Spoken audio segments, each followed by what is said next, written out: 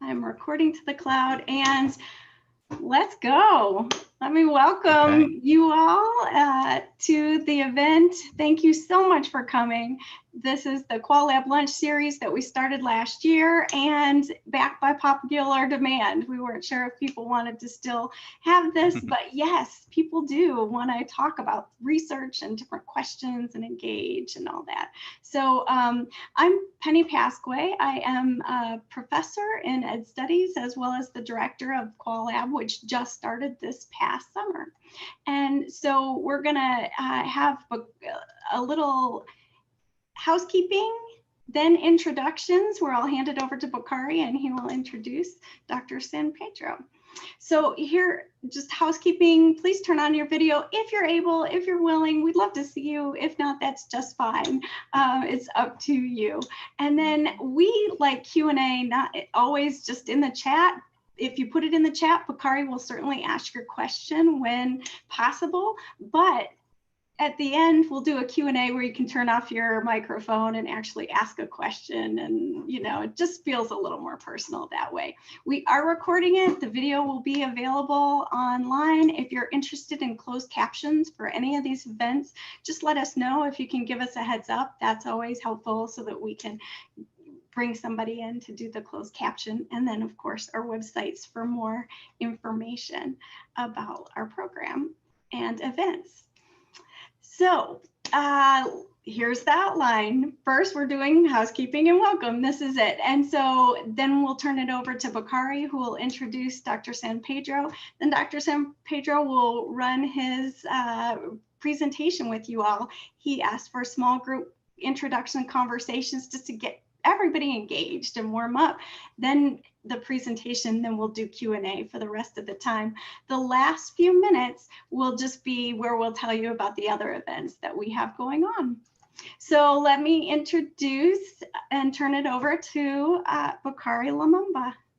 Thank you so much, Dr. Pasque. So I will be introducing Dr. Timothy San Pedro. He is an associate professor of multicultural and equity studies in the Department of Teaching and Learning here at The Ohio State University.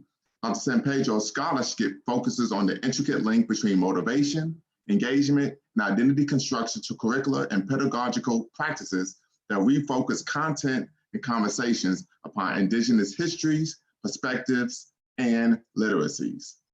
He has worked with the Native American Next Step program in Arizona to expand Native American subjects and content in Phoenix area schools, as well as led professional development workshops on the Navajo Reservation that co-constructed and co-envisioned lessons and pedagogical decisions to sustain and support the cultures of students.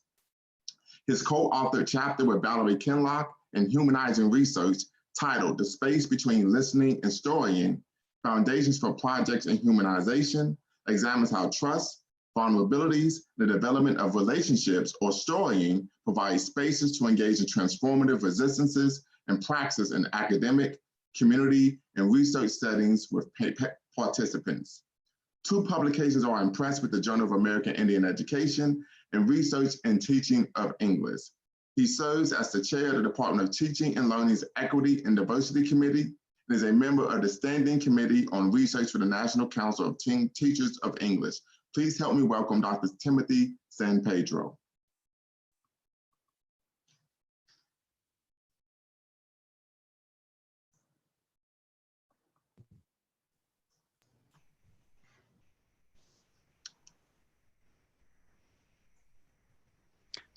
Am I up? I'm sorry. Absolutely. Okay. Hello, everyone. It's a pleasure to be here with you all, to see a lot of familiar faces, and just to talk a little bit about the latest research that I've been doing. I actually just turned in the final manuscript this past week, and they sent me the first draft of the cover of our book that we co-authored and co-wrote. So I'm excited to share a little bit about this work, to tease into it, and to talk about Indigenous research methodologies, as well as the intersections of projects in humanization and culturally sustaining and revitalizing pedagogy as well. So I'm happy to be here today. And as I do in all my classes, we kind of start out by getting into breakout groups and just kind of get the conversation started. And it's good, even in a virtual space, to see one another, but not be overwhelmed by the numbers of how many people you're seeing. So there's just a couple of questions that I have. Yeah, thank you. To kind of enter into the conversation in the presentation that I have today. So I would like for everyone to just briefly introduce yourself in the breakout rooms. There'll be 4 to 5 people, however you want to introduce yourselves. Those are just suggestions. And then there are a couple of research premises that I would like you to just consider. And if you have a moment or a time after you introduce yourselves to think through these and how they apply maybe to your research or how you're thinking about research. The first one is, we locate and are located by our past, where we were raised, the lessons passed down to us, the friendships created, nurtured, and sustained over time. And the second one is, the stories shared between researchers and those we work with are sacred gifts offered to one another because of mutual and dialogic respect, reciprocity, and answerability, held within the creation, development, and sustenance of relationships. And that's actually how I'll start my presentation. But I just wanted to give you all an opportunity to kind of sit with those and think about those as you're introducing yourselves in the breakout rooms.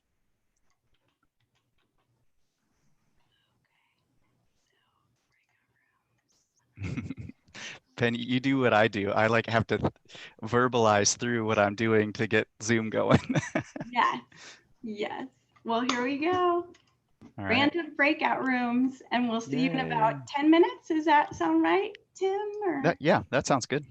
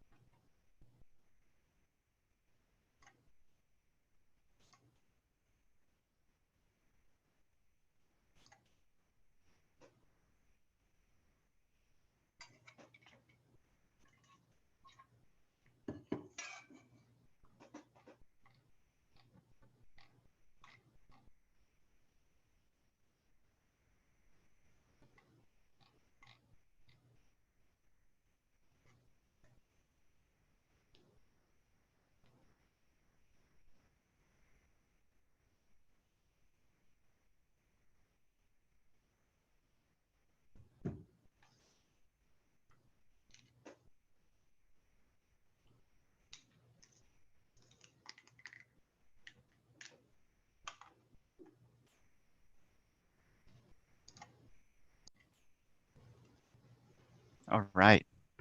Well, thanks for engaging in that breakout session. I think it's just important to see one another in this day and age, even if it is virtually. So thanks for introducing yourself, sharing a little bit about who you are, and maybe your connection and why you're here today. So I'm just going to start with a brief land acknowledgement. That's specific to Ohio, that's specific to Columbus, that's specific to Ohio State.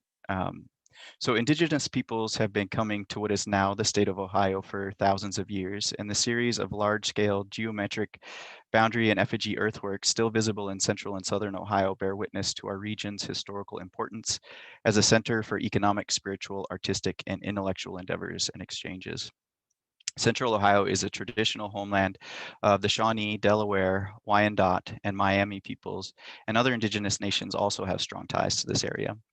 So over 100 years ago, in October 1911, the Society of American Indians, the first American Indian activist association organized and run by Native peoples themselves, held its first meeting on the campus of The Ohio State University. And today, individuals from a broad range of indigenous backgrounds call Columbus and Central Ohio home. The Ohio State University is a land-grant university, which often assumes that the land offered to construct university systems was empty and available. Such an understanding erases the fact that indigenous peoples belong to these lands and were often forcibly removed from them. So this university exists on lands dispossessed from indigenous peoples. So I just wanted to start by that, with that land acknowledgement to sort of just frame where we're at historically and currently. So I'm going to share my screen and begin my presentation. And I'll locate myself as well. So this is, there we go. This is a picture of where I grew up, the Flathead Indian Reservation in Polson, Montana.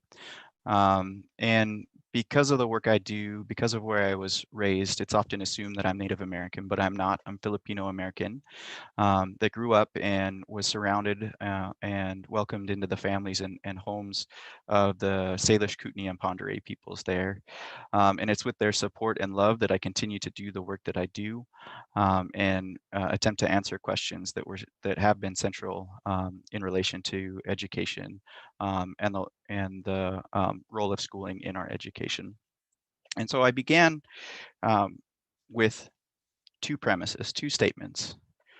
One was we locate and are located by our past, where we were raised, the lessons passed down to us, the friendships created, nurtured, and sustained over time. And the stories shared between researchers and those we work with are sacred gifts offered to one another because of mutual and dialogic respect, reciprocity, and answerability held within the creation, development, and sustenance of relationships. And so I'll be talking about those statements today. So we as researchers with a platform to amplify people's stories have a responsibility to honor such gifts by shaping their stories with them in a way that honors the original intentions of story sharing. And so this premise means that research projects should resist unidirectional extractive methodologies. By unidirectional, I mean to address Western research methodologies that have long bolstered objectivity, reliability, and quote truth by separating our stories as researchers from participant stories. Doing so, I have argued with Sandy Grande and Sweeney Winchief, masks the power dynamics inherent in social settings and taints the quote objectivity researchers are seeking. We ask, what is at stake and whose interests are served in a power dynamic where only one person is asked to reveal themselves? And so forwarding relational research methods, I titled today's presentation, Centering Relationships in Research, Reciprocity, and Answerability, which is based on my latest project where I'm working with 5 Native American mothers and their children to better understand the ways lessons of indigeneity, of language, of culture are taught in the home so that we as researchers and educators can find more productive ways of making schooling spaces to reflect Indigenous students' knowledges, beliefs, and stories. The women I have had the pleasure of working with throughout this project are those from long-standing and established relationships from high school, from college, and beyond. Friendships with Faith and Tara and Christina and Michael and Elena, as well as their children, Mali, Wadukti, Kailin, Sila, Demetrius, and Dahlia. Each of these strong, caring, and transformative Native American women in my life have played crucial roles in my development. They taught me courage, showed me unconditional love, taught me how to be better, helped me see that family connects beyond blood. And while there are also amazing fathers, a part of these families, I focus on the stories of mothers and their children because of my longstanding relationships that we've had over the years. And having remained in their lives, I saw their families grow and their children getting older. I saw the pride and hope they had for each other. I saw stories of language and tribal revitalization, of critical consciousness development, of pushing back, of teaching their children how to navigate unjust systems, especially educational systems. Through this project, we have an opportunity to amplify the stories we care about, the stories that we hope impact our communities in productive ways. But to do this, I've had to engage in a process of unlearning Western research norms. I remember vividly feeling unease when my instructors, when I was in grad school, would attempt to indoctrinate me with methodological statements such as, to be a reliable researcher, you cannot be too close to your work. You need to distance in order to analyze data accurately. And objectivity is not achievable if close relationships are created. And so I turned to Sarah Florence Davidson's call, who says we need a methodology that allows us to be our authentic selves, that is an extension of who we are as researchers and human beings. To answer this call, I rely on the intersections of these three spheres: projects in humanization, Indigenous research methodologies, and culturally sustaining and revitalizing pedagogy. Valerie Kinloch and I, in considering a methodology that allows us to be our authentic selves, sought to reframe research as projects in humanization. We argued that it is crucial for educational research to stop hiding behind the facade that relationships have no bearing upon the work we do. Projects in humanization seeks to recenter three tenets to research. One is relationships in research, both the creation and sustenance of those relationships. Two is the co-construction of knowledge, the capacity to listen, story, and care about each other. And three is story sharing, both the listening and voicing of stories. And so when our stories, life experiences, and racial identities are shared with those we work with, knowledge is co-constructed because we listen closely and carefully to the stories of others, which over time leads to ongoing opportunities for trust and relationship building. Another sphere is Indigenous research methodologies, which centers connections to people, to place, to relationships, and to land. It relies on Indigenous knowledge systems to promote, protect, and preserve Indigenous languages, cultures, land, and people. And it moves beyond settler colonial gaze of deficit and damage and toward desire and hope. Indigenous research methodology centers crucial relationships not just between humans, but also our connection to land and to place. And finally, culturally sustaining and revitalizing pedagogy is an anti-settler colonial, anti-imperial project. It exists wherever education sustains the life ways of communities who have been and continue to be damaged and erased through schooling. And it works to sustain minds and bodies rather than assimilate to dominant norms. Culturally sustaining and revitalizing pedagogy seeks to decenter whiteness and settler colonialism in schooling spaces while centering community knowledge systems. And so I've envisioned storying as a method within the convergence of these three spheres. Storying is the space between sharing and hearing of stories, something that I have referred to as the dialogic spiral in prior publications, which are two-way reciprocal conversations. It relies on the premise that shared knowledge is never void of relationships, but always located in the development of them.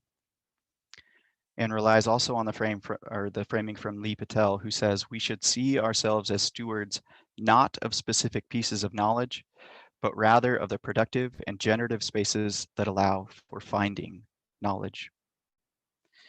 And so, what does relational research forwarding storying as a method, what does it look like? So working with 5 Native families, it has looked something like this.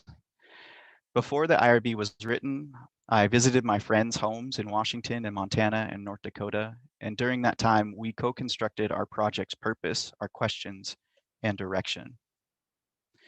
In total, we had 35 conversations, 1 hour to 3 hours in length, that were done over video software of their choice, either Facebook, Google Hangouts, or Skype. Zoom was not a part of our world at that point. And we culminated the project by coming together for a group conversation that we called the Montana Gathering. It was a short period where we spent time together on the Flathead Indian Reservation, learning our stories, seeing the connection between stories, and understanding the unique differences of our stories. And currently we are co-authoring our stories for publication. And I'd love to talk more about that in the Q&A. So I'll just show a couple of storying sessions between the mothers and their children and me so that you can see what relational research forwarding storying methods looks like for our project. And so in this first story, Sila shares a story about her internal feelings when being nudged by her mother, Tara, to speak in front of the sitting council to change Columbus Day to Indigenous Peoples Day. Tara, after Sila shares her recollection of the story, shares her reasonings behind her decision to nudge Sila to engage in this public speaking opportunity. Oh, I'm worried. One second. We Can you hear it? had, Okay. she was like, hey, you're speaking. She was like, hey, do you want to come? And then she's like, by the way, you're speaking tonight. She likes to do that to me. Yeah. Just like, tell me, and like, oh yeah, you're speaking. Oh, great, cool. I'll do that. Well, talk about that, like her pushing you to speak. At times I'm like, why? I wasn't prepared for this. But Yeah. it's really nice because I guess it's proven to me that I can speak in front of people, and like I don't need to like meticulously go over every single word that I'm saying because it will just flow, especially when I believe in something a lot. And I've also learned that I cry even when I am prepared. That's just something that I do. And that was the first time I was like in front of a big group of people, and I was terrified. I was like, oh no, I'm gonna say something wrong, I'm gonna talk too long, this is just gonna be a complete disaster. Unsurprisingly, it wasn't. Turned out pretty well. I made people in the audience cry, which was very surprising, I guess. And I didn't realize like how much I could affect people until that moment. And so within that exchange there, and in all of the interviews that I had, I did not have any prepared questions. What I would do is I would re-listen to our previous conversation and just have that fresh on my mind as far as the stories that they shared. And when things came up, I served as a story supporter. So if they were touching on topics or ideas that they had touched on previously, I would make sure to help them in connecting their thoughts together. And so as you see there, the questions were generated on the spot based on how they were directing the conversation and leading in that conversation. It did not start this interview by saying, you know, I would really like to hear about your time speaking to the city council. It organically came up. It was a story that was important to her. And the same with Tara, her mother, when she speaks about this as well. She doesn't necessarily, but I do think that nudge, I knew that if I didn't break through her not feeling like she had a right to say anything, or her feeling like too scared to do it, or like, you know, really pushing her, that she would never discover her voice and never discover her power in the same way, like being able to do that kind of work. Yeah. Well, I think she's discovered that she's powerful and that her voice is needed in the world, and that she brings a unique intersectionality, right? Like she's super unique, and her story is very demonstrative of how the world works in sometimes not so good of ways, but how somehow that only just made her stronger and more unique and more powerful. And I think she feels that. I think she feels really like I'm meant to be an advocate, and this is one way I can use my power. And her power really is, you know, her ability to challenge systems, her ability to see the system, you know, all of that. And I think she sees them as opportunities to just get better now. Yeah. And so just within that exchange, you see the intergenerational lessons that are being transferred from mother to daughter, and the careful nudges that Tara is offering Sila as she is engaging in this important and responsible act of voicing to power. And so that nudge became a central component of their stories in the book that we wrote, and it was because of the direction that they took those stories that we centered them within the book. And so I'll just share one more story, and then we can get into the Q&A. But this story is one between Dahlia and Faith, and with them, they both wanted to be a part of the conversation at the same time, whereas in other conversations, they were one-on-one. But that really gave insight into this opportunity that you'll see here, where Dahlia is sharing an important moment in her life with her mother for the very first time. And you'll see that although I begin with the question, I fade into the background because I know how crucial and important it is for them to have this exchange. And you don't see it because my screen is so small, but I have goosebumps all over my body, bearing witness to this such a beautiful and important moment in both of their lives, and just so thankful that they included me within that moment as well. And so just for a little bit of context, Dahlia is talking about a Humanities 110 course that all freshmen at her college, undergraduate college, are required to take. And that humanities course centers white men, essentially, and no other paradigms or understandings other than Western European. And so she's pushing here and invited into a meeting on how they ought to revise or consider revising that so that she and her story and her community stories can be seen within a course that's so central to that university. Hey, Dolly, do you remember taking that American Indian Studies class and like reaching out to your mom about all these different things? Do you remember those conversations? Yeah, I remember because I would get done like around 6:30 at night, and then I'd just call her like on my way home or something. Yeah. Or like when I got home, when I just like rant to her and be like, "Oh my gosh, this happened. Did you know this?" And then I said this. I just remember her telling me, like, I realized at some point this was the first time she'd had an American Indian teacher in her entire life. Yeah. Like, never throughout elementary, middle school, high school, none of that. But I remember her saying to me that she felt like she could contribute to this class and her voice really mattered because she knew about these things and they were relative to her life. And I just thought, that is so important. It's so key. And I mean, to go through your whole educational career without having that feeling, it's wrong. Yeah. But go ahead, I can see. Wait, Mom, did I tell you that I was chosen for like representative of my whole department? No, for what? For they're bringing 3 college, like from Columbia, Dartmouth, and Bard University. They're bringing outside evaluators for Hum 110. And so each department got to choose a representative. So I went, and this was on Wednesday, and no one was critiquing the content at all. And I was just like, I ranted, and it was nice in like a civilized way. I ranted. Oh, I'm so proud of you. Yay. I'm glad someone said something. Nobody said anything? No, okay.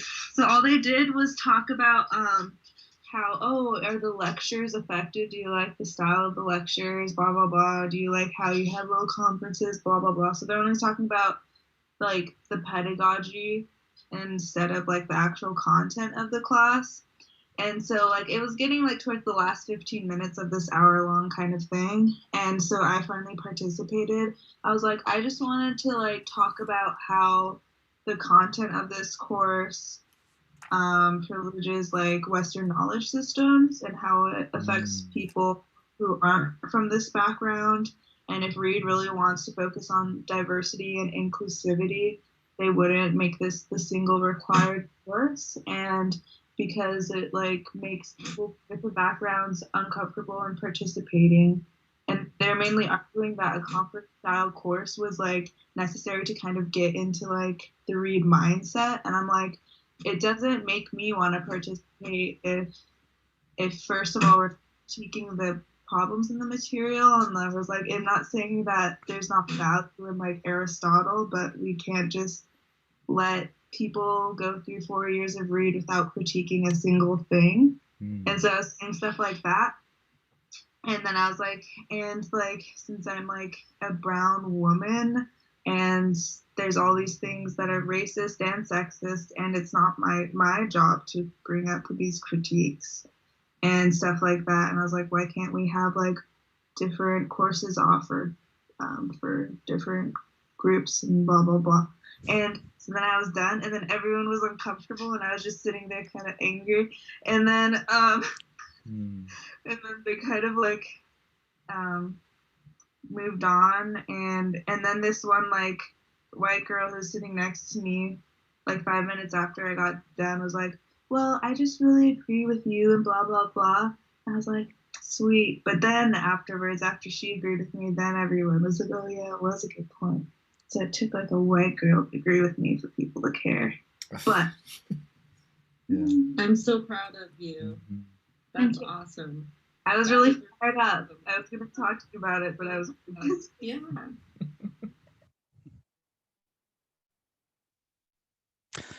Yeah, and so those were just a couple of snippets into the conversations that we had.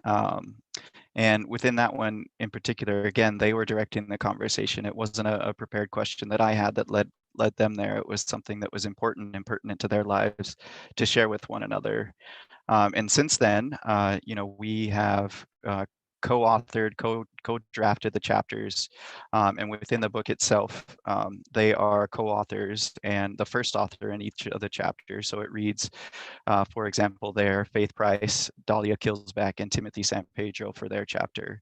And what we did when we engaged in the restoring of their stories was I would take a first crack at, engaging in the transcripts, transitioning them into narrative form, with our communities in mind, with my mom in mind, with the people that we care about in mind, so that it's accessible and that it's centering the emotions and feelings that were shared within the stories in the first place.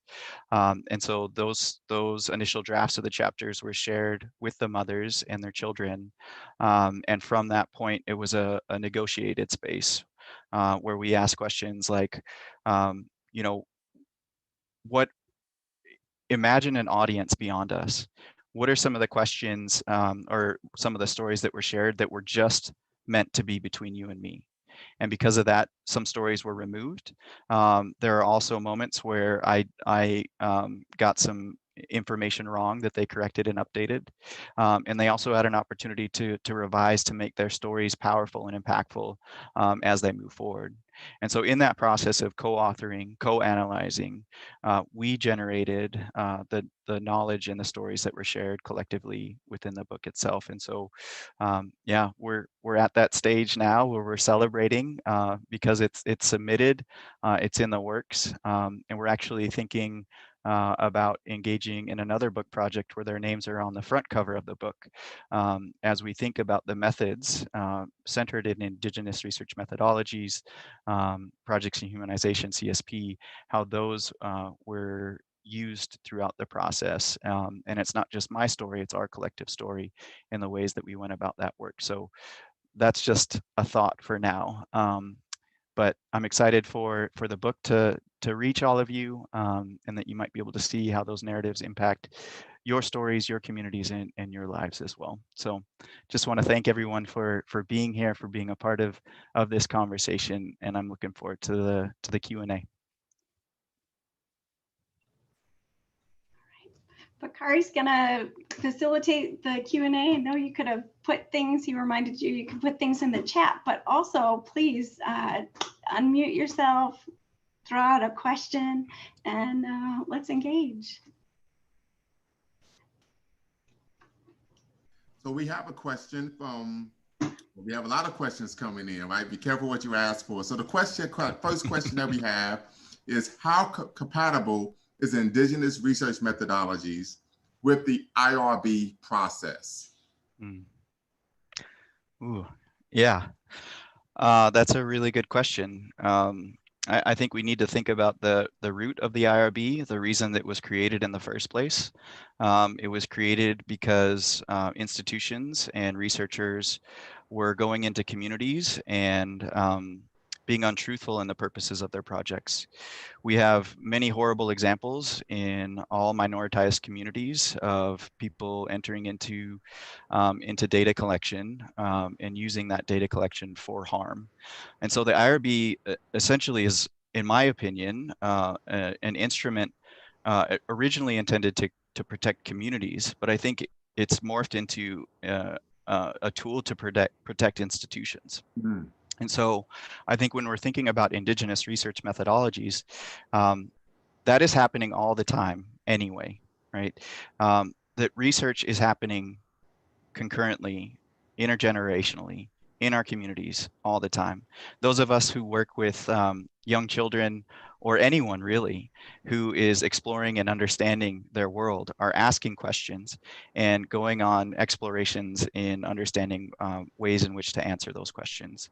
And so to answer the question directly, I think that there's work that is done before the IRB process even comes in, and that's what I tried to share within the story earlier. Is that I asked them if I was able to devote my time. This is my job, right? I'm a scholar and a researcher. If I was to devote my time and energy into a project that looked at the beauty of their lives, the intergenerational learning that occurs in their lives, what might that look like? And so it wasn't me saying, you know, here are the questions, here's the scope of the work, here's the direct question that I'm going to ask IRB. It was us collaborating and co-constructing that question early on that then I transferred into language that the institutions can understand through the IRB process.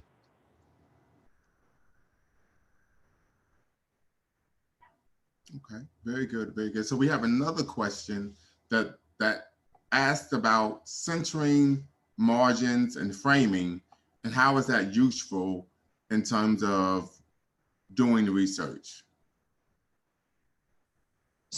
Can whoever asked that question, can you extend that a little bit? Yeah, I asked the question. I'm sorry. Thank you for your presentation. Yeah. I think I'm a second-year doctoral student, so I'm trying to learn the language of the institution, and center and margin, like margins framing, like is used so often, and I've even seen it co-opted. I mean, like by like the current administration, and so I wonder how useful it is. Because I understand it when you use it, but I'm fearful of using it just because it can be co-opted.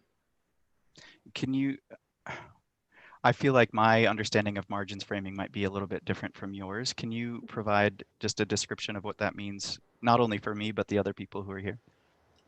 I'm not very knowledgeable about it. That's why I'm asking. Oh, well, I'm not very knowledgeable about it either, I guess.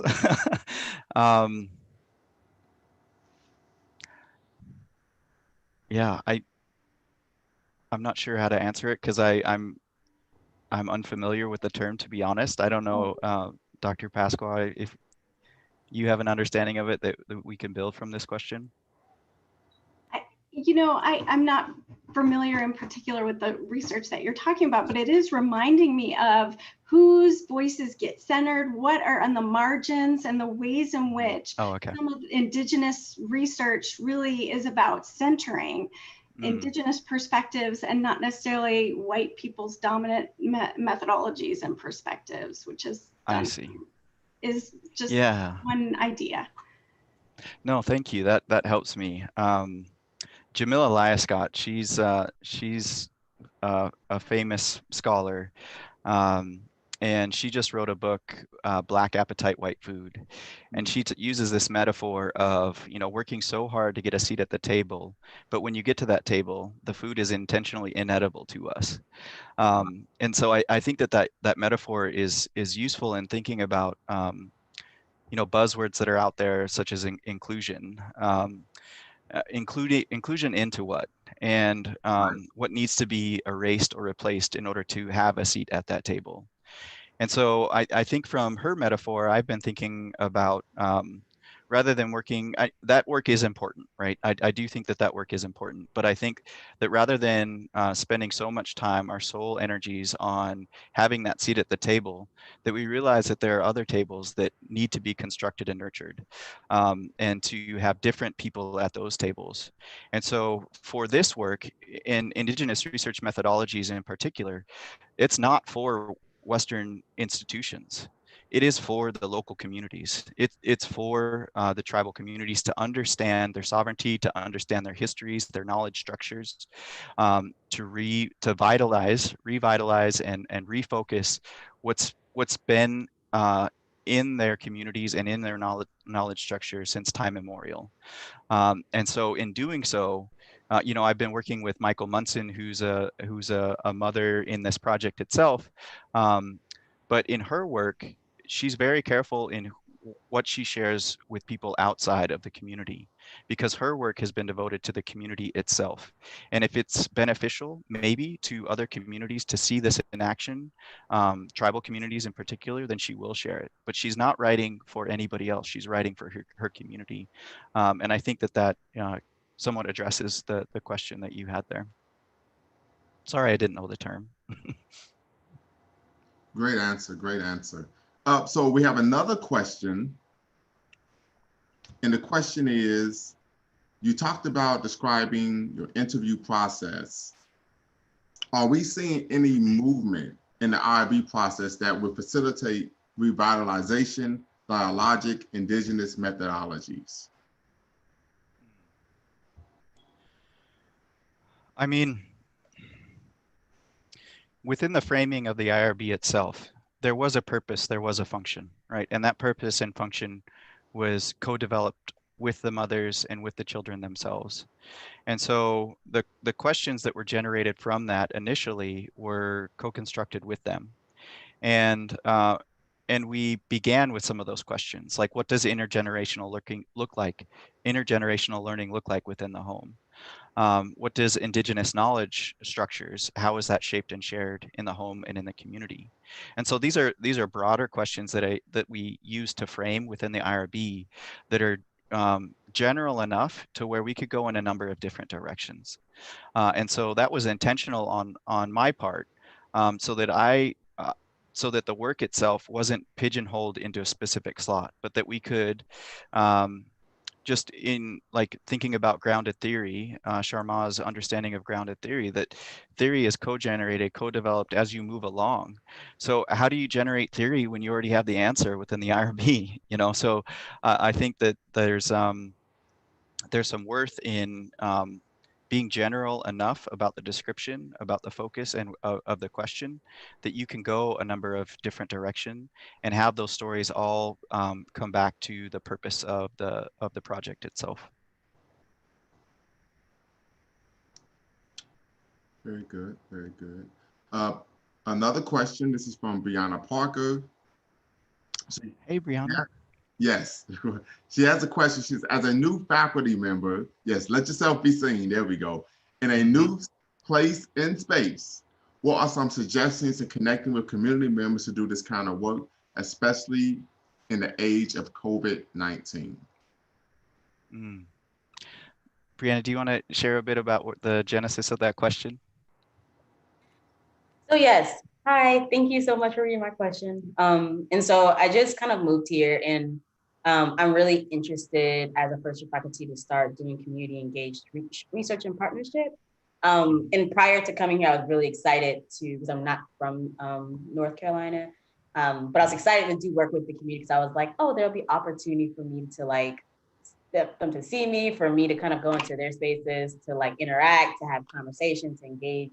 But with COVID-19, it feels like a different type of distance, both physically and socially, but also just not kind of trusting folks who are coming from institutions. And so, which is understandable. And so, and wondering about wanting to do methodologies that do center these folks in the community and being able to co-construct research together in theory together, especially around counseling. Like, just want to know, do you have any suggestions for how you kind of cultivate and foster those relationships, especially when there's actual physical distance, but also the trying to get to know the community that you're currently moving into? Yeah, that's such a great question, and a difficult one too, right? And I think that one we're all trying to understand and answer as we move along in this virtual space. I mean, in teaching classes, there's so much missing. I feel so sorry for the courses that I'm teaching now, because there's just that level of distance, right? That we do our best in the virtual space to make it as productive as possible, but there's so much that's missing. And I think that you can see that within, projects, research projects themselves as well. And so I don't think that we can talk or walk our way away from the real limitation of virtual research, virtual learning. There are real restrictions and distances in our humanity, even though we are face to face. With this project in particular, and with the course that I taught last semester, like the relationships began in the same physical space. We knew each other, we had an understanding of each other. And so when we went into this virtual space, that work had already been established and done. And so I don't know if I can answer your question directly, because engaging in a project from a brand new space, not having ever met them, I can't imagine how difficult that might be in showing your authenticity and your genuineness.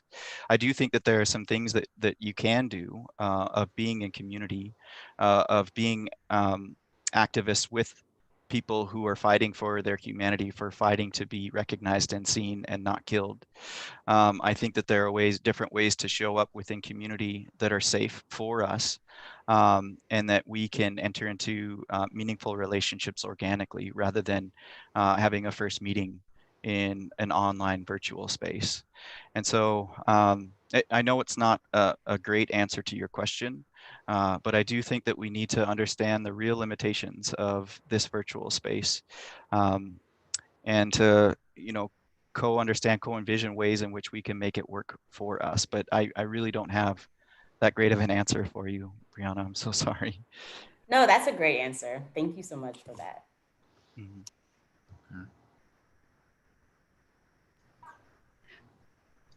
Tim, what's help me understand how you're using the word authenticity, your authentic self. You've used that word quite a few times, scattered across your comments. Yeah, well, thanks for that easy softball question, Patty. I appreciate that.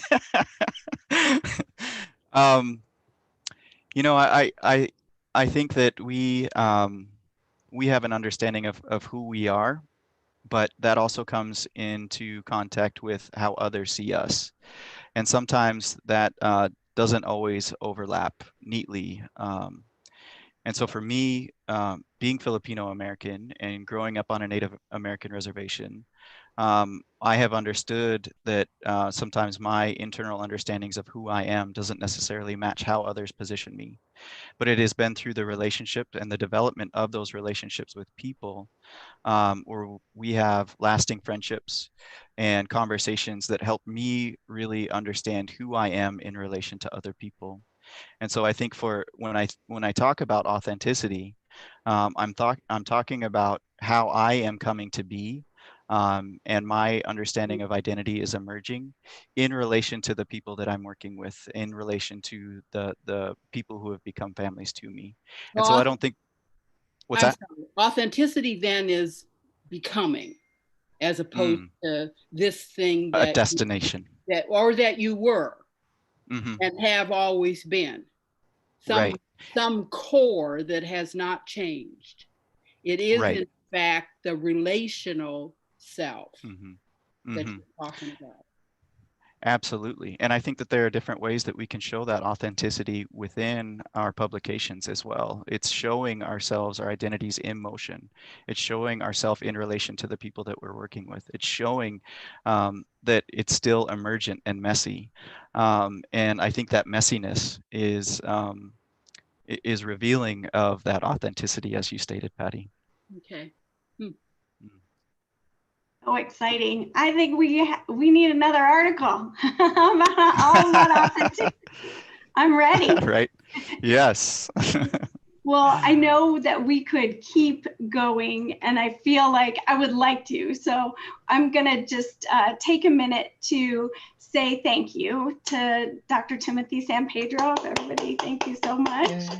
This is awesome. I will invite you to stick around for what usually would be us just chit-chatting with him after in the room, kind of standing in line and having a conversation. So please stay on if you would like to have that for a few minutes.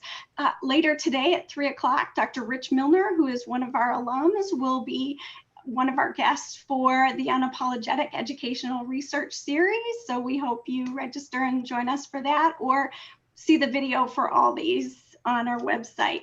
We also have some QualLab lunches, one more on in vivo this semester in November, and then next semester we're going to have a follow-up panel with Leslie Moore and colleagues. We'll also do some other events that Bakari and E and I will work on planning for next semester. We have the grad student board that is off and running with Chelsea and Bakari running that, so please know that you are welcome always to get involved. And again, thank you so much, Dr. San Pedro. I really appreciated your thoughtfulness and you sharing about storying, what that means, and intentional Indigenous methodologies, kind of the living and breathing of that and what that means for you. I think it's definitely a gift that you've given us today. So thank you. Thank you very much. We'll be cognizant of time, but please stick around for the after conversation if you want to chat with him. So thank you.